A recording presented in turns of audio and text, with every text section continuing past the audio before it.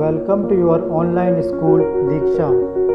Class 10th Mathematics Chapter 3 Pair of Linear Equation in Two Variable दो चर वाले रैखिक समीकरण युग्म। आज का विषय रैखिक समीकरण युग्मों का हल ग्राफीय विधि से जब रेखाएं परस्पर समांतर हों। प्यारे बच्चों, आज की ये वीडियो कक्षा 10 के विद्यार्थियों के लिए है जिनका चैप्टर नंबर 3 दो चर वाले रैखिक समीकरण युग्म हम लोगों ने स्टार्ट कर दिया है। तो पिछले हमने वीडियो में ये चर्चा की थी कि जब हम दो चर वाले रैखिक समीकरण युग्मों का हल ज्ञात करते हैं तो इसकी दो विधियां हैं। एक तो ग्राफिकल मेथड ग्राफीय विधि या इसके ज्यामितीय विधि भी कहते हैं, और दूसरा मेथड है एल्जेब्रिक मेथड बीजगणितीय विधि। इसके बारे में हम बाद में चर्चा करेंगे। तो हम लोग ग्राफीय विधि से दो चर वाले रैखिक समीकरण युग्मों का हल ज्ञात कर रहे थे। हल का मतलब ये है कि उसमें उपस्थित चर एक्स वाई कुछ भी हो सकते हैं। जैसे यदि एक्स वाई हैं तो हमें एक्स वाई के ऐसे मान चाहिए जो दोनों समीकरण युग्मों को संतुष्ट करते हों, अर्थात जिनको समीकरण में रखने पर LHS बराबर RHS हमको मिल जाए, वही उसके हल कहलाते हैं। तो हम ग्राफीय विधि से दो चर वाले रैखिक समीकरण युग्मों का हल निकालना सीख रहे थे। हमने दो केस सीख लिए थे कि जब हम दो चर वाले रैखिक समीकरण युग्मों का ग्राफ खींचते हैं तो हमारे पास केवल तीन संभावनाएं हैं, हमको तीन ग्राफ प्राप्त होते हैं। पहले ग्राफ में जब दोनों समीकरण युग्मों, आप जानते हैं कि रैखिक समीकरण युग्मों का जो ग्राफ होता है वो एक सीधी रेखा होता है, सरल रेखा। क्योंकि यहाँ पे दो समीकरण युग्म हैं, युग्म मतलब जोड़ा, तो हमें दो रेखाएं प्राप्त होंगी। तो तीन केस संभव है बच्चों। पहले केस में हमने देखा था कि जब दोनों ग्राफ एक दूसरे को एक उभयनिष्ठ बिंदु पर प्रतिच्छेद कर रहे थे, तो उस उभयनिष्ठ बिंदु जहाँ पर वो दोनों रेखाएं एक दूसरे को काट रही हैं, वहाँ पे x और y के जो निर्देशांक थे, जो मान थे, वही दोनों समीकरणों के लिए उभयनिष्ठ मान होते थे। तो हम कहते थे कि इस प्रकार की रैखिक समीकरण युग्मों का एक और एक केवल एक ही हल है जहाँ पर ग्राफ ने एक दूसरे को काटा है उभयनिष्ठ बिंदु पर। फिर हमने आगे देखा था कि हमने कुछ और उदाहरण लिए थे, तो हमको आगे ये मिला था दूसरे केस में कि जब दोनों समीकरणों के ग्राफ ने एक दूसरे को ढक लिया, तो इस प्रकार हम कहते थे कि दोनों रेखाएं कैसी हैं, समपाती रेखाएं, कोइंसिडेंट, कि दोनों रेखाओं ने एक दूसरे को ऊपर ढक लिया, एक दूसरे पर चढ़ गई हैं।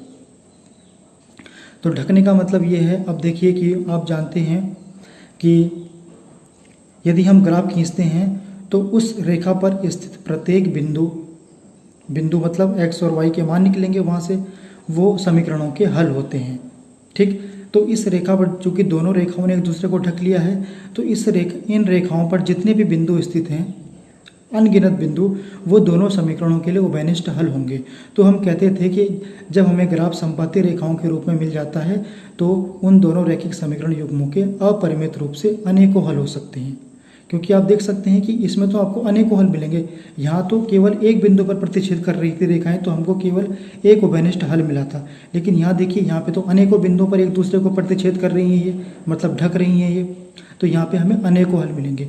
अब हम बात करते हैं तीसरे केस की कि जब हमें ऐसी रेखाएं मिले ग्राफ के रूप में जो एक दूसरे को कहीं भी प्रतिच्छेद नहीं करती हों, मतलब जो कभी भी एक दूसरे से ना मिलती हों, तो ऐसी रेखाओं को हम कहते हैं समांतर रेखाएं, पैरेलल लाइन। तो अब हम देखेंगे कि जब हमें ये वाला केस मिलता है, ये वाली शर्त मिलती है, तो हम कैसे दोनों समीकरण युग्मों का हल ज्ञात करते हैं। तो आज का हमारा जो टॉपिक है, जो हमारा विषय है, वो यही है तीसरे केस में। तो एग्जाम्पल नंबर 3 हम ले लेते हैं, आपकी पुस्तक में है। आपके पास ये दो चरों वाली रैखिक समीकरण युग्म है, समीकरण नंबर 1, समीकरण नंबर 2। देखिए दोनों चर हैं x और y। तो आपको पता है कि हमें उसको ग्राफीय विधि से हल करना है। ऐसे प्रश्न पत्र में लिखा आता है कि ग्राफीय विधि से हल कीजिए।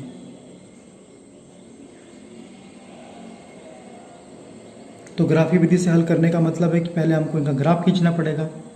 आप ये भी जानते हैं कि ये दोनों रैखिक समीकरण युग्म है, तो इनका ग्राफ आपको एक सीधी रेखा ही मिलेगा। रैखिक समीकरण युग्म इसलिए कह रहे हैं क्योंकि इसमें चर की घात 1 है, और क्योंकि इनका ग्राफ सीधा एक रैखिक रूप में मिलता है, रेखा के रूप में मिलती है, इसलिए इनको रैखिक समीकरण युग्म भी हम कहते हैं। तो सबसे पहले हम ग्राफ खींचने के लिए टेबल बनाते हैं। तो समीकरण नंबर 1 ले लेते हैं हम।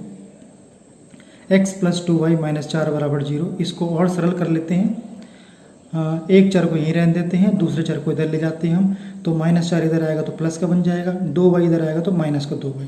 अब एक चर का मान हम रखते जाएंगे और हमें दूसरा चर का मान मिल जाएगा। ठीक है, चूँकि हमें एक सीधी रेखा प्राप्त करनी है तो सीधी रेखा के लिए हमें कम से कम 2 बिंदुओं की आवश्यकता है, तो हम कम से कम 2 हल तो निकालेंगे ही, जिससे कि हमको एक सीधी रेखा प्राप्त हो जाए। तो देखिए हमने क्या किया, सबसे पहले यहाँ पे y बराबर हमने 0 रख दिया, तो यहाँ y बराबर 0 रखने पर x बराबर 4 माइनस 2 गुणा 0, ये तो पूरा 0 हो गया। x बराबर आपको क्या मिल गया, 4। इस प्रकार जो पहला हल आपको मिला, अर्थात आपको पहला बिंदु मिल गया, वो मिल गया x बराबर 4 और y बराबर 0, ये आपका पहला हल है। ठीक, अब दूसरा बिंदु निकालने के लिए हमें क्या करना पड़ेगा, इसी समीकरण में हम y बराबर 2 रख लेते हैं। ठीक, कुछ भी रख सकते हैं हम मान, लेकिन मैं ऐसे मान रख रहा हूँ जिससे कि मेरा ग्राफ आसानी से बन जाए। अब यहाँ पे मैं 2 रखूँगा, 2 दूनी 4 और 4 में से 4 ये पूरा 0 बन जाएगा, और 0 को मैं आसानी से अपने ग्राफ में दिखा सकता हूँ। तो यहाँ देखिए y बराबर मैंने यहाँ पे 2 रखा, 2 दूनी 4, 4 में से 4 का मिल गया मुझको 0, तो हमको दूसरा हल मिल गया x का मान 0 और y का मान 2, और इन दोनों से हमने एक सारणी बना दी। देखिए एक्स वाई सबसे पहले हमें मिला था 4,0 पहला हल, x का 4 y 0, और दूसरा हल मिला था हमको x 0 और y 2। तो इससे हमने एक सारणी बना दी, इसी सारणी से हम एक ग्राफ बना देंगे। ठीक, अब देखिए यहाँ पे तो मैं एक एक करके आपको समझाने के लिए पूरा रख रहा हूँ, आप केवल डायरेक्ट मन में भी इसकी मल्टीप्लाई कर सकते हैं और डायरेक्ट सारणी बना सकते हैं। जैसे मान लीजिए कि आपने ये समीकरण बना दी, आपने सोचा कि y बराबर हम यहाँ पे 0 रखेंगे तो ये पूरा 0 हो जाएगा, तो आपको 4 बच जाएगा। तो आपको ऐसे लिखने की आवश्यकता नहीं है समय बचाने के लिए, क्योंकि बोर्ड परीक्षा में समय बड़ा कीमती होता है, 3 घंटे का पेपर होता है। तो आप मन में इसकी कैलकुलेशन करके आप डायरेक्ट सारणी बना सकते हैं, या फिर रफ में जल्दीबाजी में कर सकते हैं, क्योंकि ऐसे में तो आपको सफाई से काम करना पड़ेगा, तो आपको टाइम लग जाएगा। रफ में आप ये काम कर सकते हैं, आपको डायरेक्ट सारणी से मतलब है, टेबल से मतलब है, और टेबल फिर आप इसका ग्राफ बना देंगे। तो देखिए इसका हम ग्राफ बनाते हैं, x पे 4 चलना है, y पे 0, दूसरा हल है x पे 0 y पर 2। तो देखिए बच्चों ये मैंने ग्राफ बना रखा है, ये x क्षैतिज अक्ष है और ये ऊर्ध्वाधर अक्ष है, वर्टिकल एक्सिस y डैश। जहाँ पर इन्होंने एक दूसरे को काटा वो मूल बिंदु होता है 0,0। इसके दाईं तरफ होता है प्लस वाली संख्याएं, बाईं तरफ मूल बिंदु के x पे नेगेटिव, इसी प्रकार y पे ऊर्ध्वाधर अक्ष पे ऊपर प्लस और नीचे नेगेटिव, ये आप सभी जानते हैं।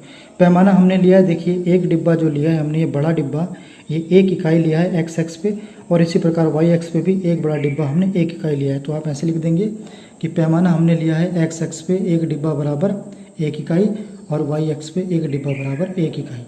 चलिए अब ग्राफ बनाते हैं। पहली जो समीकरण थी उससे हमने एक टेबल बना दी है और उसका देखिए ग्राफ बनाते हैं।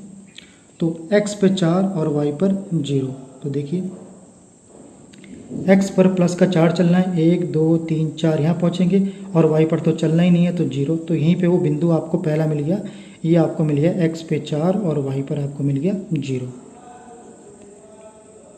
ठीक, अगला बिंदु है आपके पास x पे 0 y पर 2, यही आपके पास अगला बिंदु 0 और 2। चलिए चलते हैं, x पे तो चलना ही नहीं है 0 और y पर चलना है प्लस का 2, तो आप यहाँ पे पहुँच जाएंगे। तो ये जो बिंदु आपको मिला ये है बच्चों आपके पास x पे 0 है ये, और y पर क्या है 2। तो आप इसको और इस बिंदु को आपस में मिला लेंगे तो आपको पहले समीकरण का एक ग्राफ मिल जाएगा सीधे रेखा के रूप में। इस प्रकार देखिए बच्चों, आपको पहली समीकरण जो थी आपके पास x प्लस 2y माइनस 4 बराबर 0, समीकरण नंबर 1, उसका आपको ये ग्राफ मिल गया है। मैंने दोनों बिंदुओं को मिलाया तो मुझे एक सरल रेखा, सीधी रेखा प्राप्त हो गई, और ये पहले समीकरण का ग्राफ है। तो आपको ऐसा लिखना पड़ेगा x प्लस 2y माइनस 4 बराबर 0। अब इस रेखा पर जितने भी बिंदु स्थित हैं वो इस समीकरण का हल होंगे, आप जानते हैं ये शर्त होती है। जैसे मान लें, हल का मतलब मेरा क्या है कि जैसे कि मैं आपको बताऊं, हाँ, जैसे कि ये बिंदु है एक, यहाँ पे इस रेखा पर स्थित है, इस बिंदु के निर्देशांक यदि मैं आपसे पूछूं तो क्या होंगे, आप कहोगे सर x पर तो ये प्लस का 2 है, और y पर आप जब ऊपर की तरफ देखोगे तो 1 है। तो इस बिंदु के निर्देशांक हो गए, x पर है 2 और y पर है 1। तो आप इन दोनों बिंदुओं को यहाँ पे रख के देखें क्या समीकरण संतुष्ट हो रही है, नहीं हो रही है। अब इस समीकरण को आप कैसे लिख सकते हैं, इसको आप लिख सकते हैं कि x प्लस के 2y बराबर 4 लिख सकते हैं आप, 4 को बराबर के उस तरफ ले गए।